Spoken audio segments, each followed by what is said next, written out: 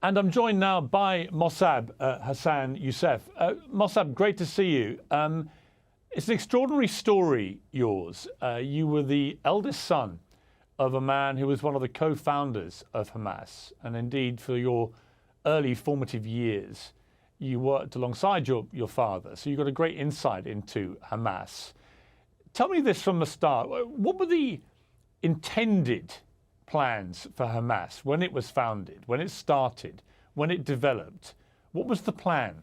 You know, since its establishment, Hamas has one goal in mind, which is annihilating the state of Israel. Like the best, let's say, compromise that they could do is having a truce for 15 years, a ceasefire for 15 years as maximum, you know, but with no guarantee how they will act after.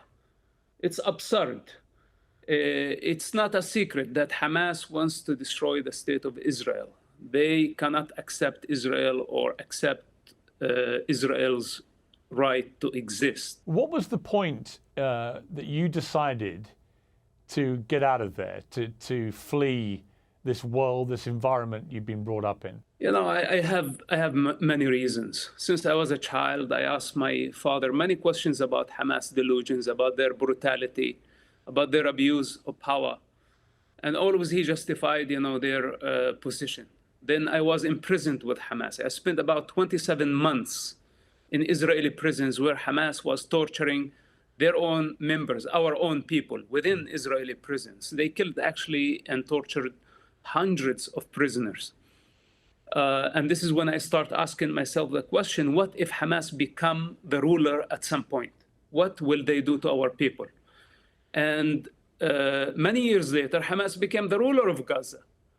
And I wasn't surprised by their brutality. When you heard what happened on October the 7th, what was your feeling about that? Look, as I told you, I'm not surprised by Hamas brutality, but I was surprised by the scale of their attack.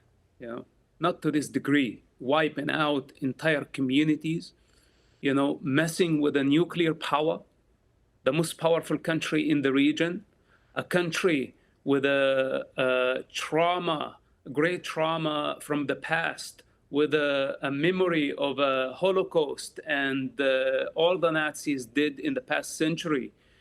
They opened the gates of hell on the Palestinian people. This is how irresponsible this group people are. You know, that they are willing to actually sacrifice many Palestinian children, the entire Palestinian people, and use them as a fuel to just achieve their ideological agendas, their religious agendas. They are careless. They don't care for the human life.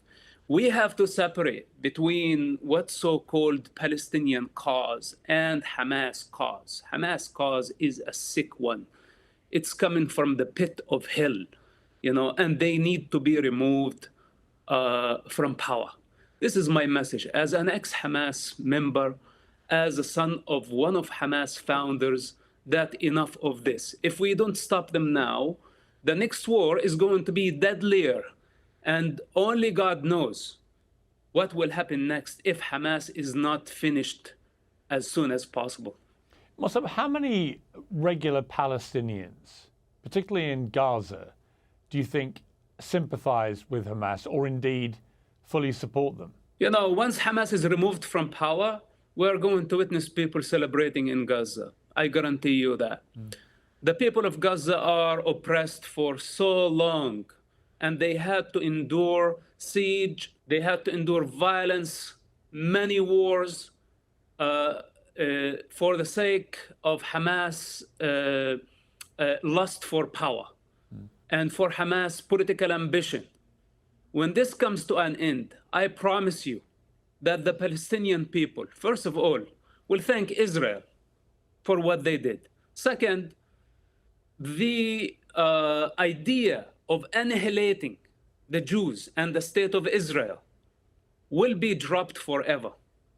You know, because Hamas is the, you can say, the last experiment of adapting violence, trying to annihilate and destroy the state of Israel. This didn't work for Yasser Arafat. It took him 40 years to realize this. And Hamas has been trying for 35 years to destroy Israel. Finally, I hope that they will come to this understanding that Israel is going nowhere. If they insist on annihilating Israel, and of course, if Iran keeps on insisting on this goal, this means the destruction of the entire region. This is the only uncertain outcome of this, because Israel is going nowhere. How do we get to peace from here? You know, this time, I'm afraid that war is the only way to peace. Because if Hamas is not removed from power, then they will build more military, they will build longer range missiles, and the next attack, the next war is going to be deadlier. The use of force is the last resort. You can find this in every culture. And unfortunately, now Hamas left Israel and the free world as well with no choice but to fight them and put an end for their violence. Many civilians are dying, I understand this. Their blood is on the hands of Hamas, and Hamas only. You see, it's interesting you say that, because a lot of pro-Palestinians who I've had on the show in the last 2 weeks don't accept that argument. They say the blood of the civilians in Gaza is exclusively on the hands of Israel, and that Israel's waged a repressive occupation for many decades. There's been a prison camp for Gazans for a long, long time, and that has created the environment through which a terror group like Hamas can thrive and indeed win an election, as they did in 2005.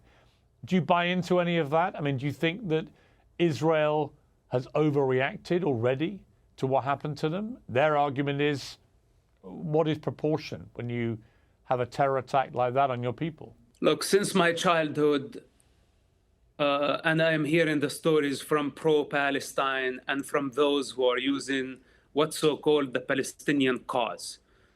They care the least for the Palestinian children and their future. You know, I am the legitimate representative of the Palestinian children. The child within me speaks. I don't want somebody coming from London or somebody coming from the other side of the world to tell me what is the struggle of the Palestinian children. The Palestinian children, the Palestinian society has been hijacked by these criminals, and anybody who takes their side is participating in their crime. This is my answer to those people. And for the civilian casualties, etc., you know, first of all, Hamas is using, and it's very clearly, it's a fact that Hamas used civilians as human shields. It's a fact. Then it's a fact that Israel call and warn civilians to evacuate buildings before they strike them. But in the meantime, Hamas put roadblocks to stop civilians from evacuating to safe zones. Hamas single misfire killed hundreds of refugees taking shelter at a hospital, and they blamed Israel. What are we talking about here? Israel is a democracy. Israel is accountable. Israel is not thirsty for the Palestinian blood.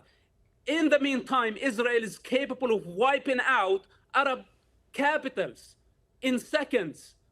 Why Israel does not attempt to abuse its power?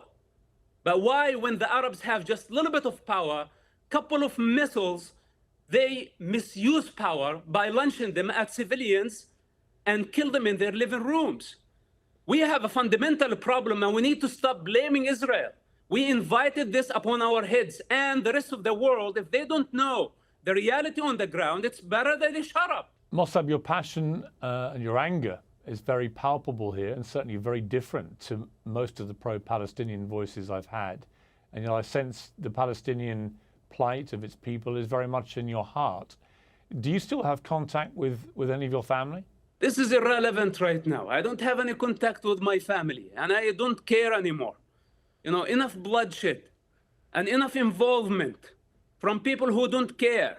They just warriors on keyboard, you know, and they're just storming world capitals saying free Palestine, free Palestine. They don't know what the hell Palestine is. I am Palestine. And I say it's enough of Hamas. It's enough of the corrupt leaderships that they are killing our people, misleading them to hell. Is enough of that. We don't want Palestinian state. I don't want Palestinian state. Palestinian children need education. They need security. They need life. This is what they need. They don't need another corrupt Arab regime. Is it possible to get rid of Hamas in the way that Israel is currently trying to do through airstrike bombardments and it is planned now an imminent ground invasion?